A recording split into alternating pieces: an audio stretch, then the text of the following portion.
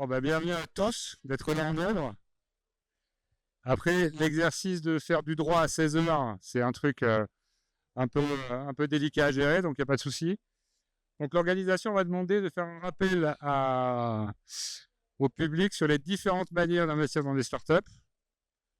Alors, ce n'est pas un sujet extrêmement passionnant en termes d'actualité, parce que ça reste assez standard, mais ça permet de rafraîchir la mémoire pour ceux qui en auraient besoin. Alors, je ne sais pas si... je me présente rapidement. Je m'appelle Nicolas Ivaldi, je suis avocat dans l'innovation depuis 23 ans. Je suis un dinosaure de l'écosystème. Mon équipe et moi, on nous accompagne 800 startups en France. On a 9 implantations. Et on fait beaucoup de deep tech et donc on fait beaucoup d'agritech parce qu'en ce moment, il y a beaucoup d'actualités sur le domaine. Alors, je ne sais pas quelle est votre culture de l'exercice. Le positionnement du propos, c'est plutôt de la place du start-upper pour savoir quel est son problème. Alors, le start-upper, c'est vivre dans un système d'incertitude où il n'a à gérer que des problèmes et des choses qu'il ne maîtrise pas.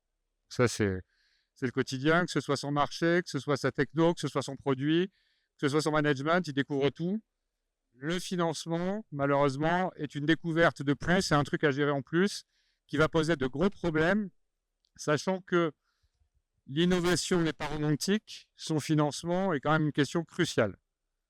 À tel point d'ailleurs qu'on se trompe tous d'analyse des projets, vous devez sans doute en entendre parler, mais tout l'écosystème se gargarise souvent en disant c'est une belle start-up, elle a levé beaucoup d'argent. C'est un peu comme ça qu'on les classe. Nous-mêmes, on répond à des classements par nombre de levées de fonds. On voit tous et on analyse tous les business models par rapport à l'argent levé. Pas par rapport à la rentabilité, pas par rapport à la qualité, etc. etc. Donc, c'est pas simple du tout et c'est sans doute pas la bonne solution. Quoi qu'il en soit, ça reste une question délicate. Et ce qui est compliqué surtout, alors c'est se financer une première fois, bien évidemment, mais c'est empiler les opérations. Et empiler les opérations, il y a la théorie de l'empilement, c'est-à-dire je fais un premier tour à une certaine étape, ensuite j'en fais un deuxième, j'ai plus de KPIs, la valeur est plus haute, les acteurs sont différents, j'en fais un troisième pour industrialiser et un quatrième pour lancer la commercialisation. Ça, c'est l'équivalent d'un dessin animé pour enfants pour start-upers. C'est-à-dire que ça ne se passe jamais comme prévu, le BP ne se réalise jamais, et donc le financement, c'est un peu une course au cash dans des conditions qui sont rarement celles qu'on avait souhaitées. Pour vous donner aussi une idée, il n'est pas rare, voire très fréquent, voire assuré, qu'une start-up ait un parcours assez chaotique avant de trouver un relais de croissance positif et de s'envoler dans des belles opérations, dans de la rentabilité et dans du haut de bilan qui est extrêmement positif.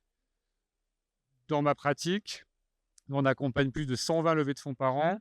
On a des clients qui font réellement 3 premières levées de fonds. Alors, ils ne les appellent pas comme ça, mais ils font une première levée de fonds. Derrière, ça ne se passe pas comme prévu. Ils la complètent comme ils peuvent. Derrière, ça ne se passe toujours pas comme prévu. Ils la recomplètent dans des conditions encore plus négatives. Et après, le projet part. Donc, c'est tout ça qu'on va évoquer aujourd'hui, parce que pour le faire, il faut une certaine culture, une certaine habitude. Et pour le faire, surtout, le start-upper a l'obligation de maîtriser les outils, de maîtriser l'écosystème du financement, de maîtriser le marché du financement, ce qui est extrêmement compliqué. Hein. La plupart des professionnels ne le maîtrisent pas d'ailleurs. Même ceux qui font mon métier ne le maîtrisent pas. Les financiers ne le maîtrisent pas non plus, donc ce n'est pas simple du tout.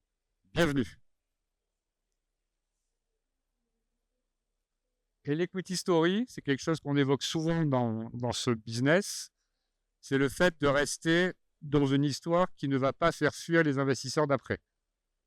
Et donc, c'est toute la difficulté de l'exercice, c'est que souvent, on passe beaucoup d'énergie à faire l'opération en tant que telle, et on a peu d'énergie pour la situer dans le parcours global du projet et dans le fait de se poser la question, est-ce qu'elle va être compatible avec l'étape suivante?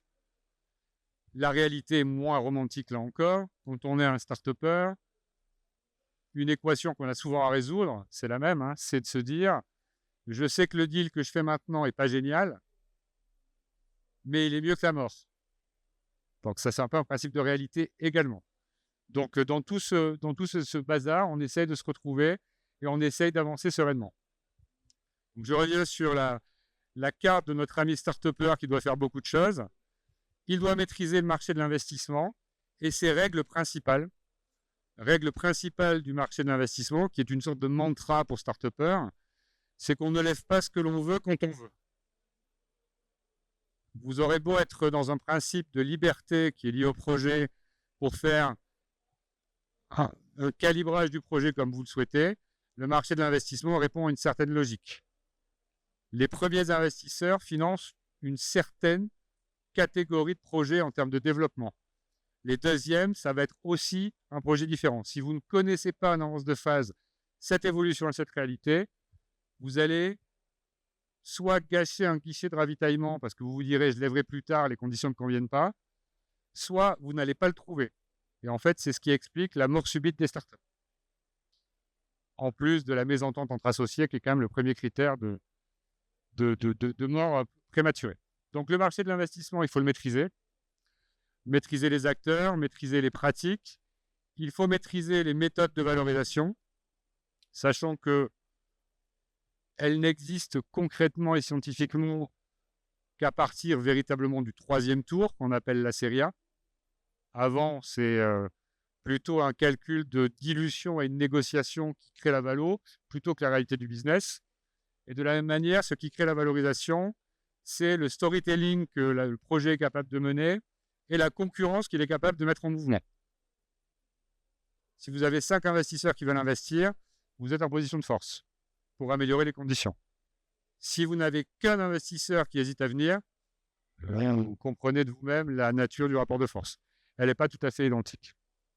Et enfin, vous devez être force de proposition, surtout aujourd'hui, et maîtriser les différents outils d'accès au capital, leurs avantages, leurs inconvénients, c'est ce qu'on va voir aujourd'hui. C'est la thématique qu'on m'a demandé de traiter avec vous.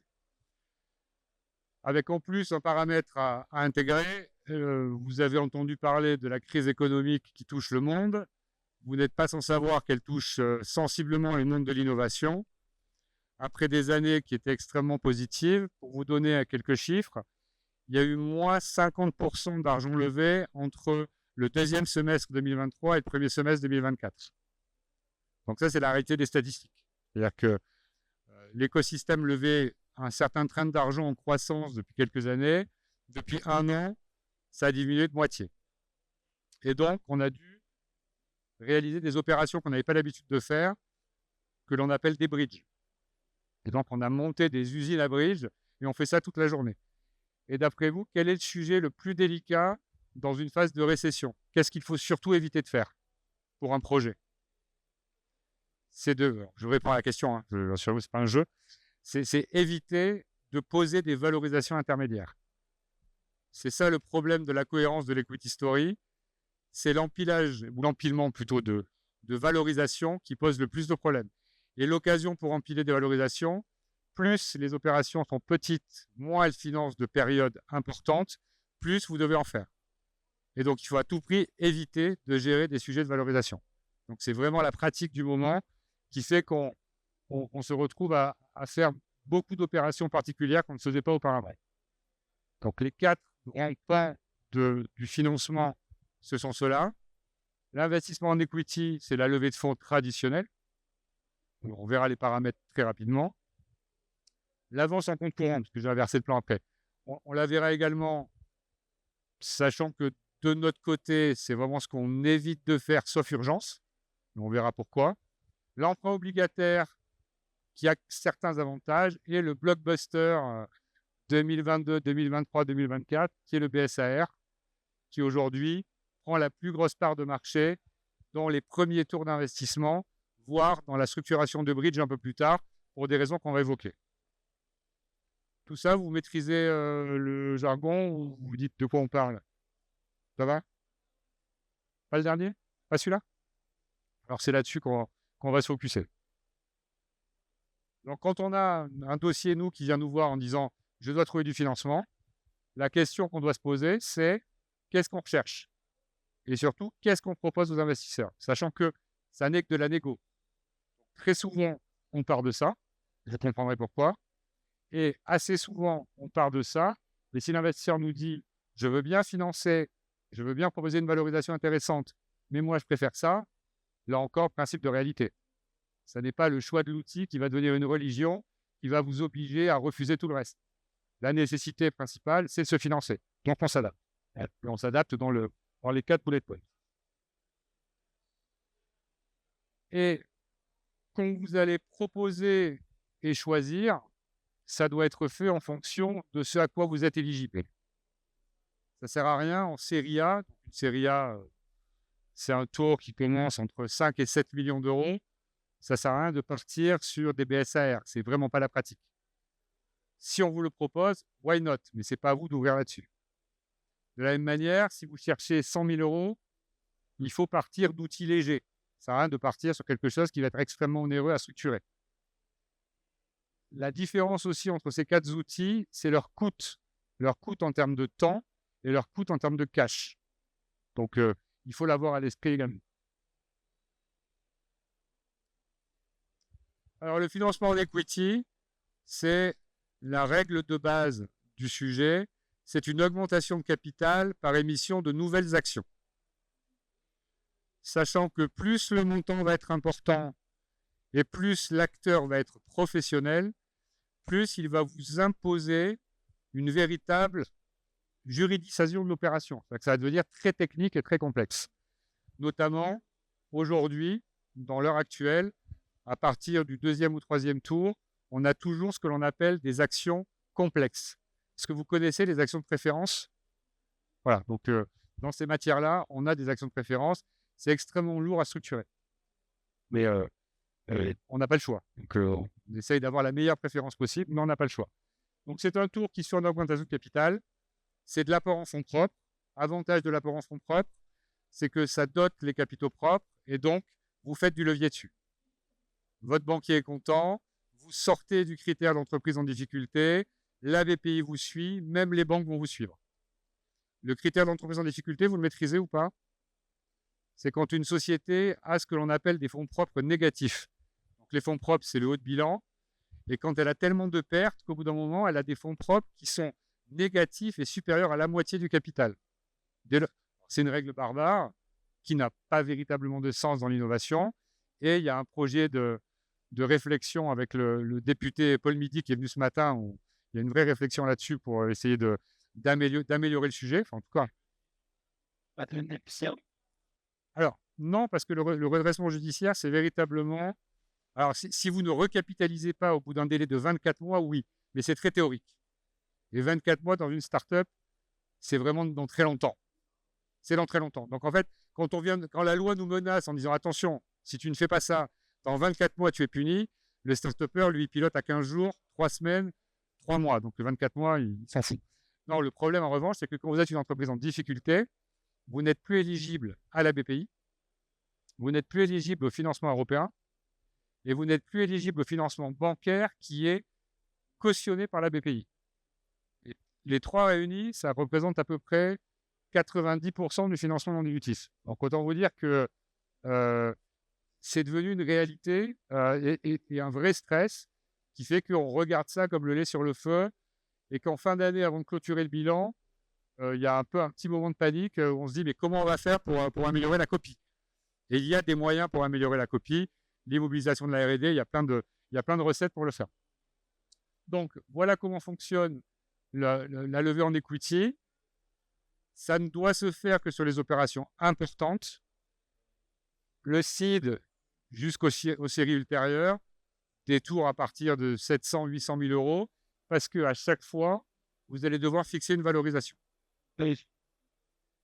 Autre avantage de la levée de fonds traditionnelle, c'est éligible au régime de défiscalisation.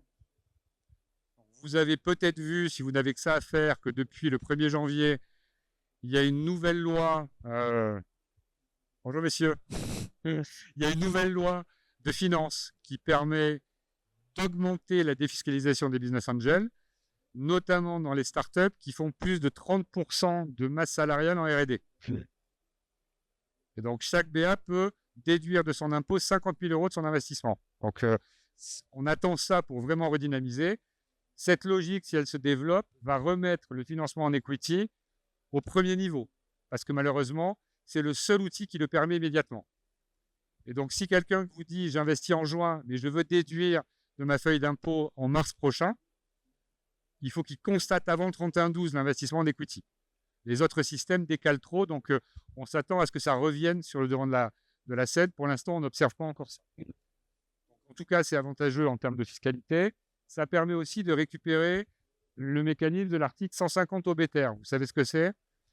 Quand quelqu'un vend son entreprise, s'il n'a pas fait d'autres montages fiscaux, il peut faire une opération avant de vendre qui lui permet de ne pas payer d'impôts dès lors qu'il réinvestit 50% de sa plus-value dans une entreprise industrielle et commerciale. Donc, c'est la question du remploi. Donc, on a énormément aujourd'hui de gros entrepreneurs qui sont devenus très riches et qui préfèrent étonnamment investir dans des entreprises plutôt que payer des impôts. Eux vous diront, moi, je veux rentrer en equity.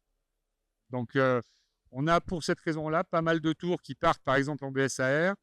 Au bout d'un moment, on trouve un BA qui nous dit, moi, je mets 1 million d'euros en 150 OBTR, on rebascule en equity. L'opportunité est suffisamment belle pour le gérer. Et donc, limité avantage, le coût, la durée et la complexité. C'est vraiment un problème du sujet. On évalue pour une levée autour au-dessus d'1 million d'euros que le coût de la levée va être entre 5 et 10% de l'argent levé. Pour cette opération, vous devez payer vos avocats. Il vaut mieux en avoir parce que c'est un peu complexe. Vous devez payer les avocats des investisseurs. Vous devez payer les auditeurs. Vous devez payer les commissaires aux comptes qui font des rapports. Vous devez payer beaucoup de gens. Prenez par exemple le leveur de fonds, s'il y en a un. S'il y a un leveur de fonds et que c'est un tour de 5 millions, on va dire que le budget de levée, c'est 400 000 euros. 400 000 euros qui sont payés par l'argent levé, 400 000 euros sur lesquels vous êtes dilué. Donc, intégrez-le dans votre BP, intégrez-le dans votre négo. Ne soyez pas dilué par de l'argent qui va vous servir à payer les conseils de vos investisseurs. Si vous ne l'intégrez pas dès le début, y revenir après, c'est plus compliqué. Et surtout, le problème, je pense, c'est que vous fixez une valorisation. Il n'y a pas beaucoup de moments où on fixe une valorisation dans la start-up. Ça peut être l'émission de BSPCE, par exemple, où vous fixez une valorisation. La première levée de fonds, le seed, la série A, essayez de garder des phases de 30 mois entre chaque valorisation fixée pour, en fait, avoir suffisamment d'évolution du projet et de nouveaux KPIs pour justifier une élévation assez importante de valorisation. Si vous fixez une valorisation en mai 2024 pour faire rentrer des Friends and Family ou pour faire un plan de BSPCE amical pour des gens qui collaborent avec vous depuis longtemps alors que vous êtes à la bourre et que vous pratiquez une valo très friendly, alors que vous allez partir en levée offensive au mois de septembre, la première chose que l'investisseur vous dira, c'est « Peux-tu m'expliquer pourquoi, moi, tu me proposes de payer 5 millions pré-monnaie alors qu'en mai, tu as appliqué à certaines personnes une valorisation de 2 millions ?» Donc, vous devez toujours être en état de justifier. Quand c'est sur des petites opérations, on arrive à le faire. On peut, dans certains cas, antidater pour éloigner les périodes, mais il ne faut pas faire de magie noire dans le domaine. Okay. Donc, voilà pour la levée de fonds traditionnelle. Pas grand-chose à dire là-dessus. La plan je ne sais pas si vous savez ce que c'est. Ça permet globalement de satisfaire un besoin extrêmement urgent de trésorerie. Vous attendiez le CIR le 31 mars, il y a un décalage d'un mois. Vous attendiez un acompte d'un gros client, il a fait faillite. Ce genre de bonnes nouvelles qui vont peupler le parcours quotidien des entrepreneurs. Vous n'avez pas le temps de structurer une opération pour trouver du cash. L'apport en compte c'est globalement une opération de prêt par des investisseurs déjà présents. On ne peut pas le faire par des investisseurs qui ne sont pas encore au capital. Et donc, ça s'organise par un contrat, il n'y a aucune formalité, c'est très léger. Ça entraîne des intérêts, parce qu'il faut rémunérer le prêt. Ça peut être défini comme convertible en actions, donc tout va bien. La seule chose, c'est que c'est une dette. Et vu que c'est une dette, ça n'est pas éligible au régime de défiscalisation tant que ça n'est pas converti. Et le délai de conversion peut être très long. La BPI peut éventuellement abonder dessus si c'est bloqué pendant 5 ans, qui est le temps moyen d'une avance remboursable. Et surtout, ça n'est pas un fonds propre, ça ne va pas arranger votre bilan, ça ne va pas arranger votre statut d'entreprise en difficulté ou pas. Et il y a un risque latent de dilution quand même. Et l'intérêt pour le prêteur, il est très relatif. Donc, il peut demander des intérêts importants. Il n'a pas d'action en face. Ça reste un peu du bricolage. Donc, c'est à faire de manière très mesurée dans des phases d'urgence. 49. Ah. De toute façon, quelle que soit la manière si le prêteur pourrait prendre un nantissement sur les titres de l'entrepreneur, pourrait prendre toute une série de choses, mais au bout d'un moment, vous êtes nanti sur des titres d'une boîte qui fait faillite, et si elle fait faillite, vous aurez une garantie qui vaut autant que votre perte. Donc en fait, la seule solution serait de prendre des garanties sur le patrimoine personnel de l'entrepreneur, ce que nous, on proscrit véritablement, mais ce qui n'est pas dans le sens des choses, parce que les entrepreneurs start-upers se mettent déjà pas mal à risque. Si en plus on leur dit qu'on va leur prélever des organes pour rembourser, ça va rester une ambiance un petit peu relative, quoi. Donc chacun porte son risque. Mais ça n'est pas moins risqué qu'un investissement en capital. Véritablement pas. L'emprunt obligataire, dans l'esprit, ça ressemble à la prêt courant. C'est un prêt, mais un prêt structuré avec une émission d'obligations qui constitue comptablement des quasi-fonds propres. Ce n'est pas des fonds propres, c'est de la dette long terme et qui peut n'être que convertible. C'est-à-dire qu'on peut même prévoir que l'obligation n'est remboursable qu'en actions. Et donc, vraiment, ça veut dire que c'est du cash solide. C'est un prêt réel. Ce n'est pas quelque chose qui va appauvrir la boîte avant une nouvelle levée. Ça se fait beaucoup. Ça se faisait beaucoup avant l'arrivée du BSAR dans les phases de bridge offensif. Alors, je traduis ce que veut dire un bridge offensif. Vous avez le bridge défensif. Il n'y a plus de trésor. La situation est compliquée. On fait ce qu'on peut. Du compte courant, c'est ça ou la mort. Donc, autant vous dire que les conditions de négo, c'est plutôt on va adapter l'opération à ce que l'on trouve, plutôt que chercher ce que l'on veut. Ce n'est pas la même chose. Le bridge offensif, c'est... Oui, bien sûr, bien sûr. Le bridge offensif, c'est dans la phase d'une future levée qu'on voit à un certain terme, d'accord? On commence à se positionner pour rechercher des investisseurs, recruter éventuellement une banque d'affaires, commencer à avoir des contacts, et on a déjà fait des tours précédents. Et donc, la première question qu'on pose logiquement, c'est à ces investisseurs historiques, est-ce que vous comptez participer au prochain tour? C'est toujours un bon signal d'avoir les historiques qui refinancent un petit peu le prochain tour. S'ils vous disent tous hors de question, on n'y croit plus, votre marketing, il n'est pas génial. S'ils vous disent OK, on veut bien refinancer, c'est une bonne nouvelle. La plupart du temps, ils vont vous dire on veut bien refinancer, mais on aimerait bien, vu qu'on est déjà rentré une première fois et qu'on a pris déjà un risque, on voudrait bien être incentivé pour ce refinancement. Leur rêve total, c'est de payer moins cher au moment de l'entrée des nouveaux investisseurs, ce qui n'est pas possible. Quand je vends la même chose à un instant T, fiscalement, je suis obligé de la vendre au même prix. Et donc, le bridge offensif, c'est de leur dire, on va lever, par exemple, entre octobre et décembre 2024, mettez l'argent entre mai et juin, sous forme d'obligation, c'est ce qu'ils préfèrent parce que les investisseurs institutionnels, c'est un outil qu'ils maîtrisent. Vous le mettez sous forme d'obligation et vous aurez une petite décote au moment de la conversion. La décote est généralement assez faible, entre 10 et 15%, sachant qu'en plus, l'emprunt obligataire produit des intérêts. Et donc, la somme, si la mettent en mai, ça va produire à peu près 8% ou 10% d'intérêts par mois. Et en plus, une fois que vous convertirez la somme plus les intérêts, vous aurez une décote sur le prix de la conversion. Il n'y a pas beaucoup d'inconvénients, si ce n'est la négociation de l'outil qui est quand même assez compliquée, la mise en œuvre qui est un petit peu compliquée. Ça sert au moment des bridges, je l'ai déjà dit. Et pas de souci, bon retour. Et donc, il faut prendre un avocat, il faut faire un contrat d'émission d'obligation. Et actuellement, on a une sorte d'hémorragie sur les conditions financières des obligations. Les taux d'intérêt ont explosé, vu que c'est la crise. L'argent coûte plus cher. Et également, la prime de non-conversion a explosé. La prime de non-conversion, je vous ai bien expliqué ce que c'est. C'est une somme que vous devez payer en plus si jamais vous choisissez de ne pas rembourser en actions, mais de rembourser en cash. C'est entre 10 et 20% de plus de la somme globale. Donc, 8% d'intérêt par mois, plus 20%, Enfin, je vous laisse imaginer la somme, surtout si ça se passe 4 ans après. L'emprunt obligataire, généralement, dure 5 ans. Donc, ça peut durer très longtemps. Ça peut durer très longtemps. Donc, les effets de levier ne sont pas automatiques et ça s'utilise pour des bridges.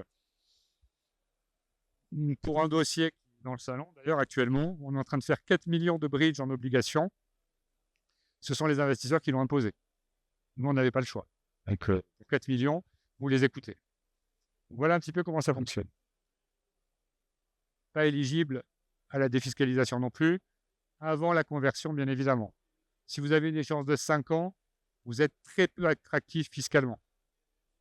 Parce que dire à quelqu'un, tu pourras peut-être défiscaliser dans 5 ans, il porte tellement le risque avec vous que concrètement, il n'a pas d'intérêt immédiat. Et enfin, le blockbuster de la mode automne-hiver, printemps-été 2023-2024, c'est le BSAR, accord d'investissement rapide. Donc, ça vient de Californie, dans l'écosystème startup, tout ce qui vient de Californie, c'est une bonne réputation. Et ça a été fait pour gommer tous les inconvénients de ce qu'on vient de voir précédemment. Si on reprend les inconvénients, premièrement, tout ce qui n'est pas fonds propres, ce n'est pas avantageux. Parce que tout ce qui n'est pas fonds propres ne fait pas de levier. Et également, tout ce qui oblige à fixer une valorisation intermédiaire pose problème. Le BSAR règle les deux sujets, il ne les règle pas tous. Fiscalement, il y a quand même encore des améliorations à porter. Comment fonctionne le BSAR? Vous savez tous ce que c'est un BSAR ou pas du tout? Bon. C'est un BSA, c'est le même outil qu'un BSA. C'est un BSA qui va être acheté par un investisseur, par exemple pour 500 000 euros. D'accord. En échange de 500 000 euros investis, il va avoir un BSA. Les 500 000 euros vont aller en fonds propres, directement. Et il ne va juste pas savoir, pendant un délai, combien d'actions il va avoir en contrepartie. Et le BSA sera converti en actions au moment de l'opération suivante, donc l'événement déclencheur, la levée de fonds que vous devez qualifier au-dessus de 2 millions, au-dessus d'une certaine valeur. Et à ce moment-là, il sera converti avec une des cotes qui, généralement, augmente avec le temps. Si je mets le BSAR maintenant, les 500 000, et que vous levez le 15 juin, ma décote sera de 3%. Mon risque a duré moins d'un mois. Si vous levez dans 18 mois, ma décote sera de 25%. Donc, ça permet quand même de payer beaucoup moins cher et c'est vraiment une bonne chose, véritablement. La seule chose, la plupart du temps, que la pratique impose, c'est que vous n'allez pas fixer la valo, du coup. Donc, il n'y a pas de valo. Hein. Donc, vous allez fixer une fourchette de valo qui, très souvent, ressemble plutôt à un râteau de valorisation pour éviter d'être piégé par une valo intermédiaire. Donc, par exemple, si vous pensez qu'au tour d'après, vous allez lever 5 millions sur une valo de 10, ce qui est une carte d'identité assez classique d'une petite série A, ben vous allez faire votre BSAR en prenant une marge de manœuvre entre, par exemple, 6 et 14. Et donc, en émettant votre BSAR, vous indiquerez à l'investisseur qu'il ne pourra pas être converti en dessous de 6 millions, mais pas au-dessus de 14. Et c'est entre ces deux barrières de la fourchette qu'on appliquera la décote. Voilà. Donc là, j'ai le cas d'un dossier où on n'a pas fait le tour, en fait. La boîte a trouvé des clients, a trouvé des financements, et donc on se retrouve à convertir le BSAR au plafond. Les investisseurs font une bonne affaire. Enfin, c'est pas un mauvais truc parce que la boîte n'a pas besoin de faire ça lever. Donc voilà comment fonctionne le BSAR. On l'utilise la plupart du temps pour les tours de Friends and Family. Quand un projet naît et qu'il se finance par de la famille ou des amis ou des petits BA isolés, on le fait en BSAR. On va le faire en pré-seed, on va essayer de le faire en pré-seed, on va essayer de le faire en seed. Le problème qu'on aura, c'est dès lors qu'on aura des réseaux de business angels qui veulent directement la défiscalisation, parce qu'il n'est pas encore éligible à la défiscalisation immédiate. C'est un peu le sujet, mais pour vous donner quelques idées, on a de plus en plus de fonds d'investissement qui acceptent de faire du BSAR. En pratique, le BSAR, c'est principalement simple à mettre en œuvre. Ne serait-ce que sur le compte qui reçoit l'argent. tous les mécanismes qu'on a vus précédemment, il faut toujours un compte d'augmentation de capital qu'il faut débloquer, il faut saisir le banquier. Le BSR va directement sur le compte courant de la société. Il faut éventuellement un commissaire au compte ad hoc. Les rapports sont très simples, ça ne coûte pas très cher, ça se fait très rapidement. Enfin, c'est vrai. Et également, retenez bien, la principale caractéristique de l'investisseur BSAR, c'est que s'il est investisseur dès lors qu'il met l'argent, il n'est associé que quand il convertit. Ça veut dire quoi? Ça veut dire que vous n'êtes pas dilué tant que vous êtes en BSAR. Vous n'êtes dilué qu'au moment de la conversion. Ça veut dire qu'il ne participe pas au vote en Assemblée générale. Et ça veut dire que la plupart du temps, sauf si ce sont des fonds d'investissement qui mettent des gros BSR de 2 millions d'euros, la plupart du temps, ça n'a pas d'impact sur votre pacte d'associés. Et vous n'avez pas à le modifier. Donc, si vous cherchez entre 300 et 500 000 euros, ce qui est une fourchette normale de BSAR, juridiquement, vous ne trouverez pas mieux et vous aurez des fonds propres. Dès que vous les avez, vous déclenchez tous les leviers et vous n'êtes plus en difficulté. Donc, les avantages pour l'investisseur, on lui garantit qu'il paiera moins cher. Le cap et le floor vont le rassurer. Pour vous, vous avez le cash. Pour vous, si vous êtes la startup, hein. Il n'y a pas de valorisation intermédiaire. Les fonds propres augmentent et il n'y a pas un formalisme extrêmement important. Les seuls défauts, il n'y a pas de fiscalité immédiatement avantageuse pour l'investisseur. Et vous devez parfois vous dire quel est l'avantage de ne pas réfléchir à une seule valo quand la solution est de devoir réfléchir à 2 valos différentes. Mais je pense quand même que fixer une grosse fourchette de valo, c'est moins compliqué qu'une valo exacte qu'on doit tenir. Donc, voilà le sujet. Donc, on m'a demandé 40 minutes, après il y a des questions, 43. Pour l'instant, j'ai fait ce que je devais. Merci pour cette attention merveilleuse. Est-ce que vous avez des questions? Vous n'êtes pas obligé. Hein. Bien sûr. Il y en a qu'un. Allez. Vous avez évoqué le mécanisme tout à l'heure avec la nouvelle loi de finances, la réduction des impôts. Est-ce que vous avez un peu de recul dessus et notamment sur une utilisation au moment de la création de la société? Enfin, en tout cas, bon, moi, c'est mon cas personnel là. Ouais, on est en train de regarder. Ouais, on est en train d'essayer de regarder si ce serait possible à mettre en place. Est-ce que vous avez déjà un retour sur ça ou pas? Fondateur, dès lors que vous souscrivez comme fondateur à une société industrielle et commerciale, vous êtes éligible à une défiscalisation.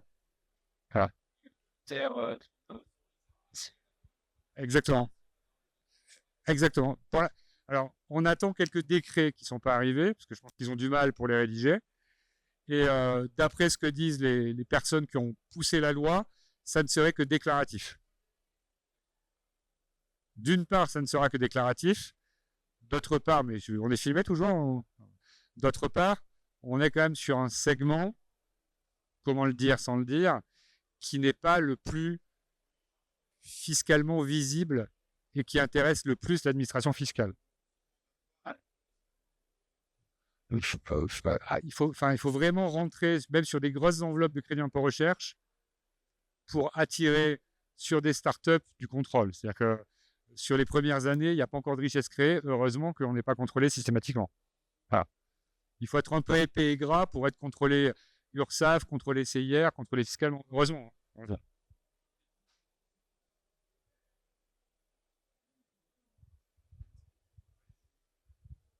Merci. Non, mais du coup, là, par rapport au... C'est bon, vous m'entendez bien?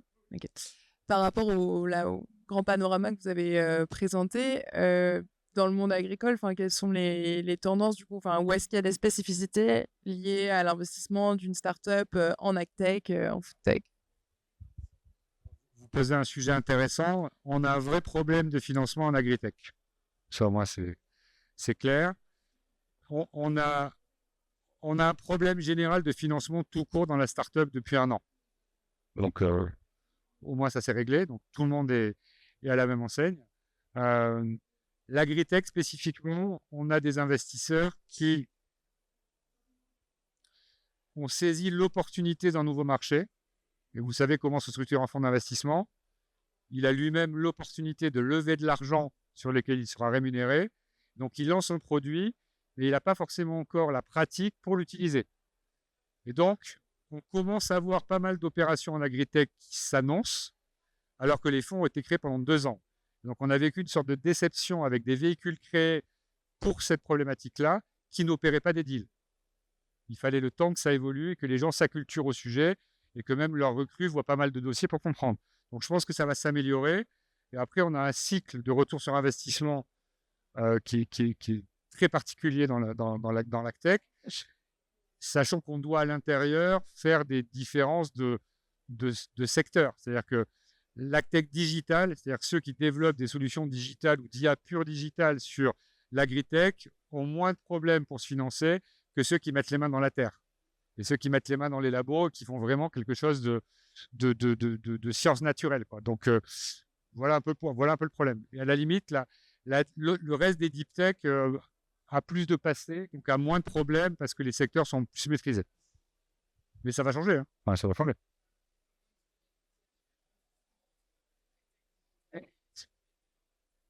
Le fait que les métriques de l'agtech digital sont des métriques qui ressemblent à la deep tech digitale traditionnelle. C'est au bout d'un moment de la licence que vous vendez, c'est du B2B, il y a de la récurrence, il y a du MRR, enfin, donc vous parlez une langue que l'investisseur peut traduire. Donc vous dites que vous allez planter quelque chose qui va pousser, que vous allez le replanter, que ça va améliorer la production. Même sur les débouchés, il y a un vrai sujet de culture des clients potentiels qui est la chaîne agricole. Je ne suis pas sûr que dans les ref calls, quand on appelle un agriculteur pour lui dire est-ce que tu es confiant sur l'utilisation d'une techno nouvelle, je ne suis pas sûr que le retour soit rassurant pour un investisseur.